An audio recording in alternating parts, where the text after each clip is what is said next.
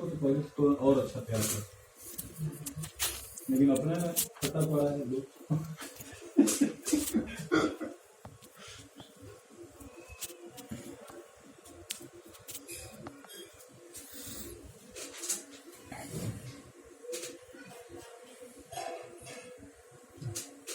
Auto पर क्या करो, चलो घर पे कर रही है, बहुत देर से चालू नहीं था ना। शुरुआत कीजिएगा, ठीक है। मैगमन सर,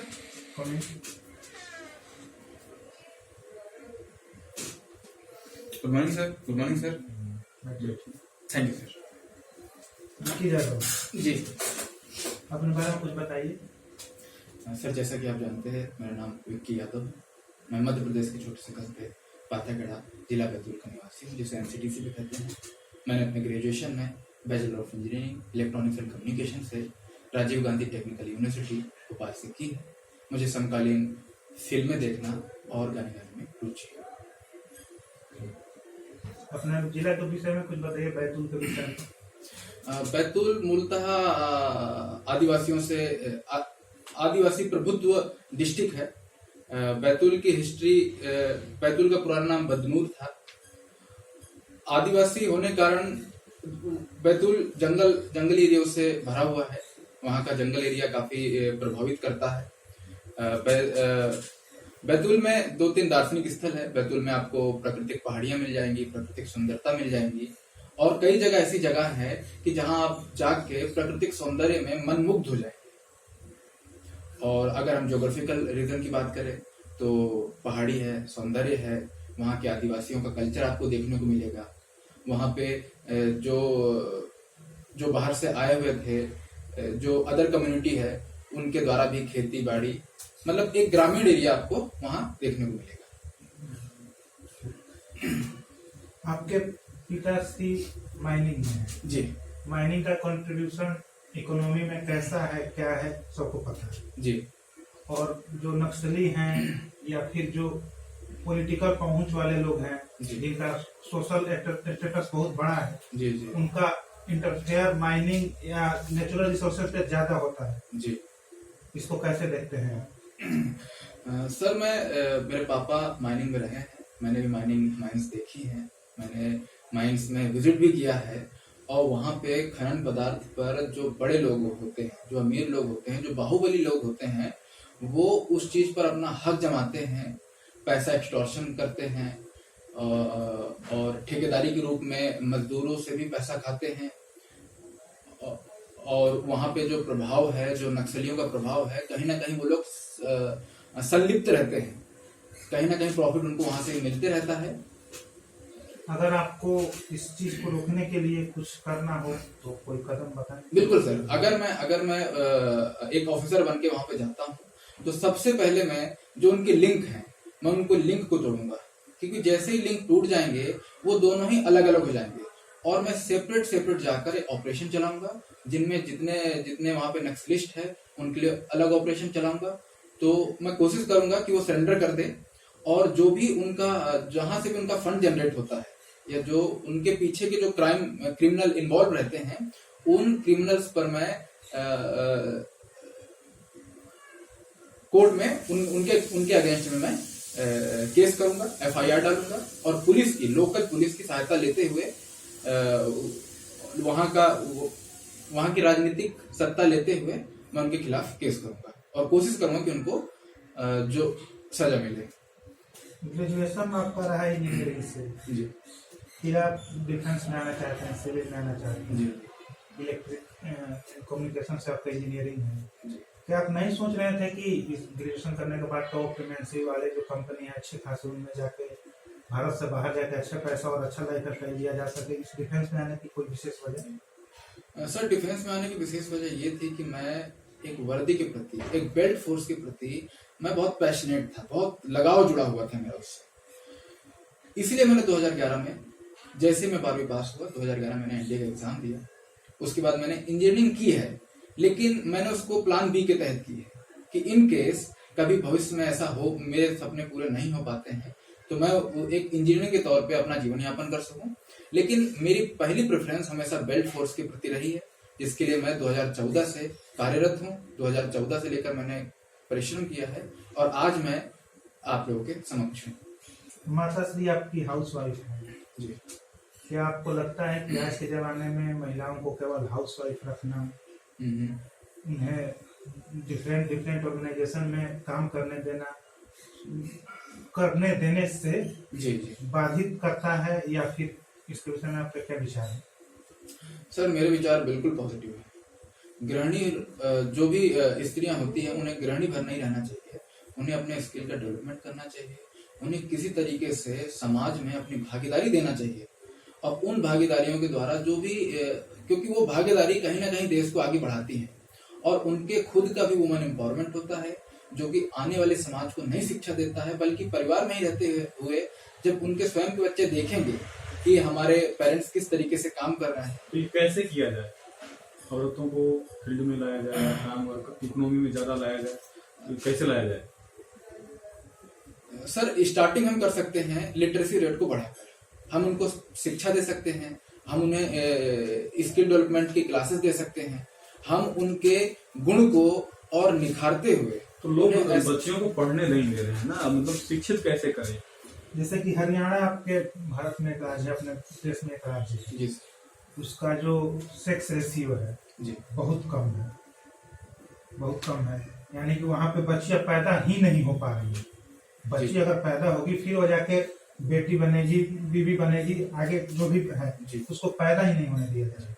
इस पर आपके क्या विचार हैं कि सही गलत क्या है? इसको अगर मतलब समाज में क्या कारण है? शिक्षा। सर, मैं जहाँ तक पढ़ा हूँ, मैं जहाँ तक समझ पाता हूँ, शिक्षा का एक महत्वपूर्ण रोल होता है। अगर कोई भी व्यक्ति है, भारत का नागरिक है, अगर वो शिक्षित है, वो जानता है, वो समझता है, तो वही कदम उठाएगा जो उसके हित में होंगे, जो उसके परिवार के हित में होंगे और समानता को फैलाएगा। अच्छा, शिक्षित लोग क्या बेटियों को नहीं मारते? आपको ऐसा? सर, कुछ असामाजिक तत्व तो हर जगह मिलेंगे, लेकिन हम उनकी बात ना करते हुए हम उनकी बात करेंगे जो इस चीज को समझते हैं, जो शिक्षित व्यक्ति होते हुए भी जो ऐसा कर रहे हैं उनको रोकें। हम एनजीओ चला सकते हैं, हम रैली निकाल सकते हैं, हम कुछ ऐसे रूल्स निकाल सकते हैं। एनजीओ तो चल रहा है ऑलरेडी, एनजीओ रूल्स और जो आप बता रहे हैं ये तो ऑटोमेटिक अभी चल रहा है, देश से बहुत पुराने वर्षों से चलते हैं। कुछ नया क्या है, नया क्या कर सकते हैं? और क्यों हो रहा है, इस पे आप मतलब परफेक्ट नहीं बता रहे क्यों हो रहा है, क्यों बच्चियों को नहीं पढ़ने दिया जा रहा है, इसका क्या मतलब? मानसिकता पे आप थोड़ा सा बताएं। जी सर, मानसिकता ही है जो कि समय के साथ में विकसित होती है। जैसे ही मानसिकता विकसित हो जाएगी, लोग समझेंगे, समझने के बाद में विगत कुछ सालों में बच्चियों को पढ़ने का पूरा मौका मिलेगा, जिसके लिए सरकार भी प्रयासरत है। सरकार, स्टेट गवर्नमेंट ने भी ऐसे कई योजनाएं निकाली, जैसे लाडली लक्ष्मी योजना हो गई, बेटी बचाओ बेटी पढ़ाओ योजना हो गई, और केंद्र सरकार भी समय समय पे केंद्रीय विद्यालयों में बच्चियों को, छात्राओं को साइकिलें उपहार के स्वरूप गिफ्ट की जाती है, या टेक्निकल इक्विपमेंट जैसे कंप्यूटर हो गए, फ्री वाईफाई हो गया, इंटरनेट की सुविधा हो गई। ये सब सरकार भी प्रयासरत है। हाल ही में सुप्रीम कोर्ट का जजमेंट आया था ट्रिपल तलाक पे। हम वुमेन एम्पावरमेंट पे बात कर रहे हैं। जी। ट्रिपल तलाक लगभग उससे जुड़ा हुआ है या पूर्णतः जुड़ा हुआ है। जी। कुछ मुस्लिम संगठन और कुछ महिलाएं मुस्लिमों जो मुस्लिम कम्युनिटी से ताल्लुक रखती हैं, उनके द्वारा इसका विरोध किया गया। क्या आपको लगता है कि ये भारत की एक सर्वोच्च न्यायालय का फैसला था, इसके मतलब विपक्ष में अपना प्रोटेस्ट करना, और चूंकि ये सामाजिक दायरे को सही कर रहा था उसको, तो इसको आप कैसे देखते हैं? सही गलत वो उनका प्रदर्शन कैसा रहा, उसको क्या कहना चाहेंगे आप, सही या गलत? सर, मैंने जैसा न्यूज़पेपर से नॉलेज लिया है, न्यूज़पेपर काफी कुछ समय के साथ बताता है। हाई कोर्ट, सुप्रीम कोर्ट की जो वर्डिक्ट आई है, उनसे जो 3 तलाक के अगेंस्ट में फैसला लिया गया वो बिल्कुल सही है। 3 तलाक को खत्म होनी चाहिए। 3 तलाक आने से जो एक वुमन एम्पावरमेंट होता है वो पूरा का पूरा एक कम्युनिटी का रूप जाता है। जब तक हम कुरीति से बाहर नहीं निकलेंगे, तब तक उनका मानसिक विकास नहीं हो पाएगा। तो औरत ही क्यों विरोध कर रही है? उनके लिए ही लाया गया है, तो फिर औरत क्यों विरोध कर रही है? मुस्लिम महिलाएं विरोध कर रही 3 तलाक का, तो ऐसा क्यों? क्योंकि डायरेक्ट जो प्रत्यक्ष रूप से फायदा होगा वो मुस्लिम महिलाओं को ही फायदा होगा। तो विरोध क्यों कर रही है? जैसे कि उनको फायदा के लिए सरकार लाई है। घर से दबाव बनाया जाता है। कुछ महिलाएं ऐसी होती हैं जो कि अपने पति के कहने पर, अपने पिता के कहने पर आ जा रहे हैं। दबाव मैंने बनाया जाता है, एक ही रीजन है और रीजन है?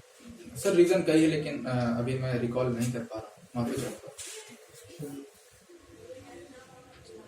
जी, तो आपने सीएपीएफ में क्या प्रेफरेंस दिया है? प्रेफरेंस सर मेरा पहला सीआईएसएफ है, SSB, ITBP, 4th one BSF, CRPF.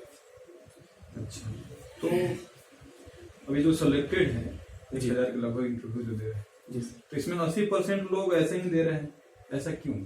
जो आपने दिया है तो अधिकतर बच्चे ऐसे ही सिलेक्ट कर रहे हैं, इसके पीछे क्या रीजन हो सकता है? सर इसके पीछे मूल रीजन हो सकता है कि वो यूपीएससी की प्रिपरेशन कर रहे हो, तो ये उनका प्लान बी रखे, अपनी जॉब में एक बेस पॉइंट रखे हो कि सबसे पहले हम इस जॉब को ले लेते हैं, जिससे हमारा कॉन्फिडेंस भी बिल्ड होगा और एक जॉब की सिक्योरिटी हो जाएगी। नहीं, मैं प्रश्न ये पूछ रहा हूँ कि क्यों लोग ज्यादा सीआईएसएफ को ज्यादा प्राथमिकता दिए, उसके बाद सीआरपीएफ को अधिकतर लोग सबसे लास्ट में दिए हैं। तो ये पुलिस के लिए एक नकारात्मक बात है। जो तो आप क्यों लोग ज्यादा सीआईएसएफ की ओर भागना चाहते हैं? और आपका जो है टेक्निकल है तो आप टेक्निकल, लेकिन जो नॉन टेक्निकल लोग भी हैं वो भी लोग क्यों सीआईएसएफ को ज्यादा, 80% लोग तो सीआईएसएफ को ही चूज किए, तो ऐसा क्यों है? सर जैसा कि मैं समझ पा रहा हूँ, मैं छात्रों को बीच रहा हूँ, तो मैं उनकी मंशा को जान सकता हूँ। सर ज्यादातर टेक्निकल बैकग्राउंड से बच्चे आते हैं और टेक्निकल नॉलेज होने की वजह से सीआईएसएफ को ऑप्ट करते हैं पहले प्रेफरेंस पर।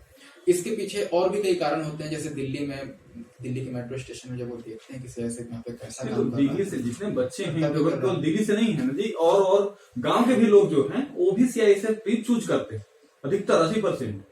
तो इसके आप तो अपना बता रहे हैं दिल्ली में है, और सर कुछ कारण ये हो सकता है उनका कि वो जो पब्लिक इंटरेक्शन होता है वो सीआईएसएफ में ज्यादा होता है, पब्लिक के बीच में रहने को मिलता है, बॉर्डर में ड्यूटी कम मिलती है।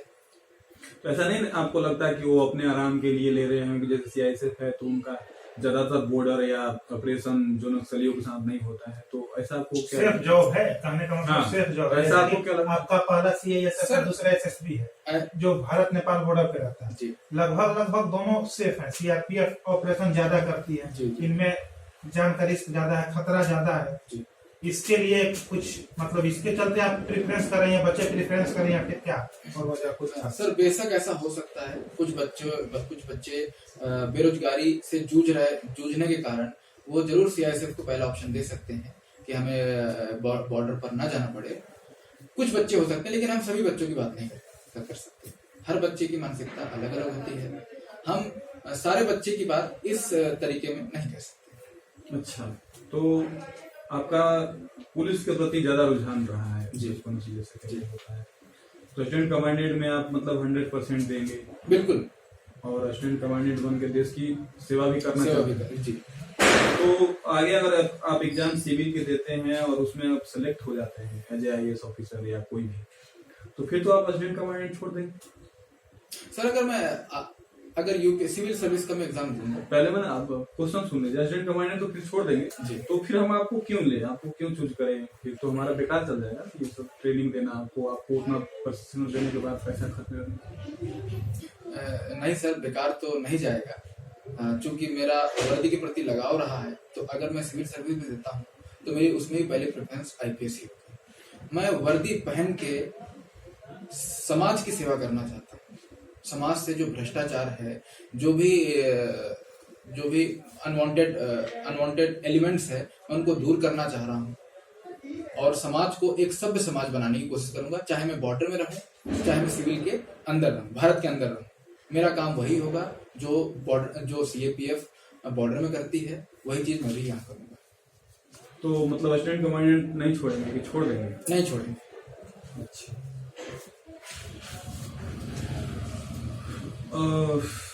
स्ट्रिंग और पल्स के विषय में कुछ बताना चाहें? बाहरी ताकतों के द्वारा देश के अंदर नक्सलियों को प्रोत्साहित करना आर्म्स एम्यूनेशन से या फिर फंडिंग से, ये रोकने के लिए आप क्या कर कदम उठाना सही समझते हैं और फिर उचित समझते हैं? सर, स्टिंग ऑफ पल्स ज्यादातर न्यूज में ये चीजें रही है।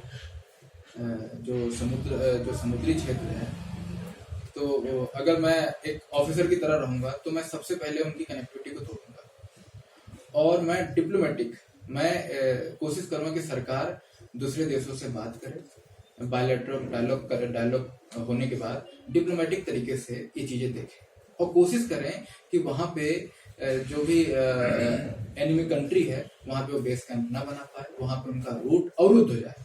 अगर रूट उनका रुक जाता है तो काफी खतरा हम टाल सकते हैं।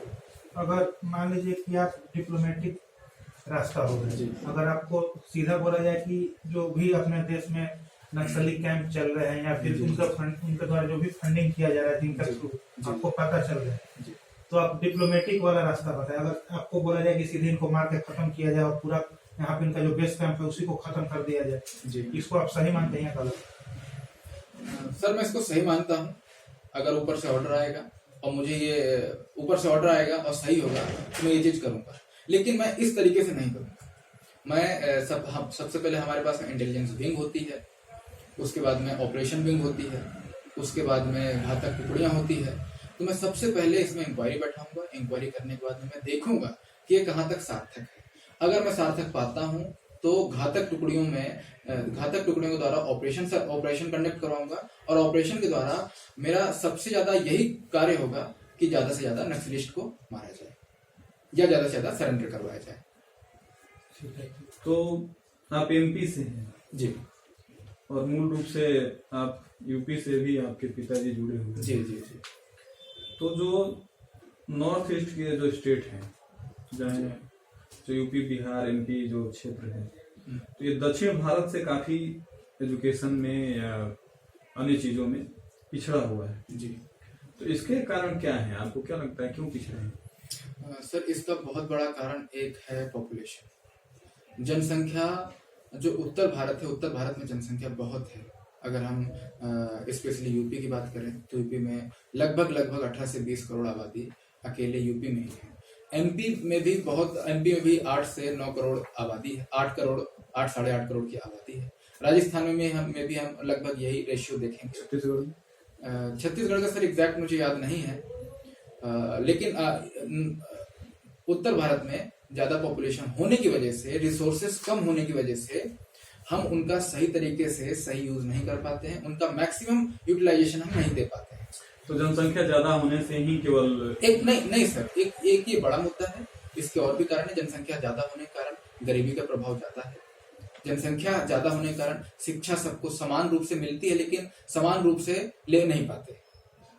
ले क्यों नहीं पाते? जनसंख्या ज्यादा होने के कारण पढ़ाया सबको जाता है, लेकिन सब कुछ निचोड़ मिला के आप जनसंख्या पे ही जा रहे हैं।